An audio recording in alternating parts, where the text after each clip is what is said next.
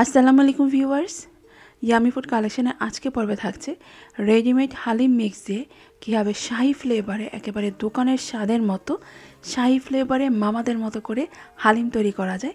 তো সেই রেসিপিটি আজকে আমি আপনাদের সাথে শেয়ার করব। আর বাংলাদেশে খুবই পপুলার একটি হালিম মিক্সের নাম হচ্ছে রাঁধুনি হালিম মিক্স।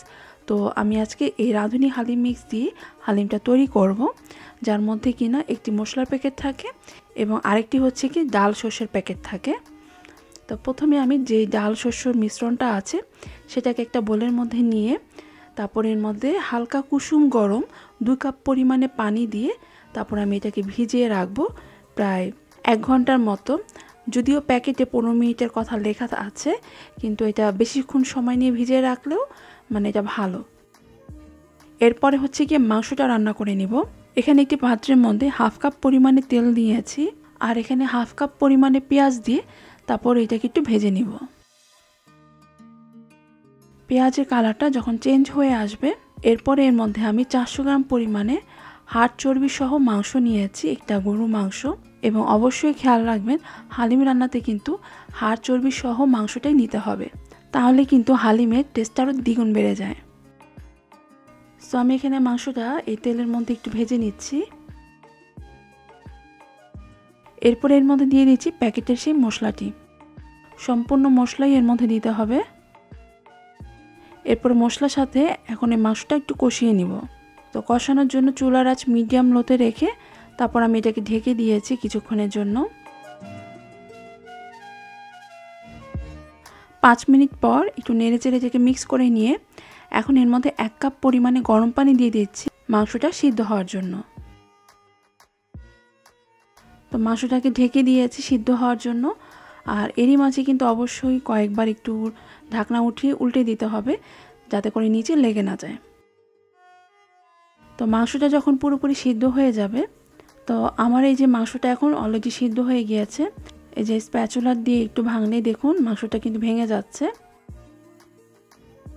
তো এ পর্যায়ে আমি এখন যে ডালটা যে সবার আগে ভিজিয়ে রেখেছিলাম সেই ডালের মিশ্রণটা ভালোভাবে একটু নেড়ে মিক্স করে নিয়ে তারপর এই মাংসের মধ্যে দিয়ে দিচ্ছি।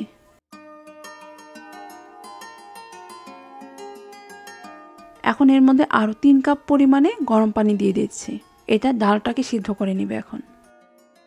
এখন আর ঢাকনা দিয়ে ঢাকার কোনো প্রয়োজন নেই, জাস্ট অনবরতই কিছুক্ষণ পর পর এটাকে একটু নেড়ে যেতে হবে। আর এই যে দেখুন ডালের উপরে কিন্তু কি সুন্দরভাবে মাংসের তেলটাও ভেসে উঠেছে। যদি এরকম তেল ভেসে ওঠে তাহলে বুঝবেন যে হালিমটা অনেক টেস্টি হবে। আর এর জন্য হচ্ছে গিয়ে মাংসটা তেল চর্বি সহ আর কি নিতে হবে। আর এই প্যাকেটের ভিতরে কিন্তু অলরেডি লবণ দেওয়া থাকে, কিন্তু আমার কাছে মনে হলো যে এটা পর্যাপ্ত না, এনাফ না। তো আমি সামান্য এখানে একটু দিয়ে নিয়েছি। আপনাদের টেস্ট অনুযায়ী লবণ অ্যাডজাস্ট করে নেবেন। কিছুক্ষণ জাল পেতে পেতে একটা সময় আপনি বুঝতে পারবেন যে ডালটা সিদ্ধ হয়ে এসেছে।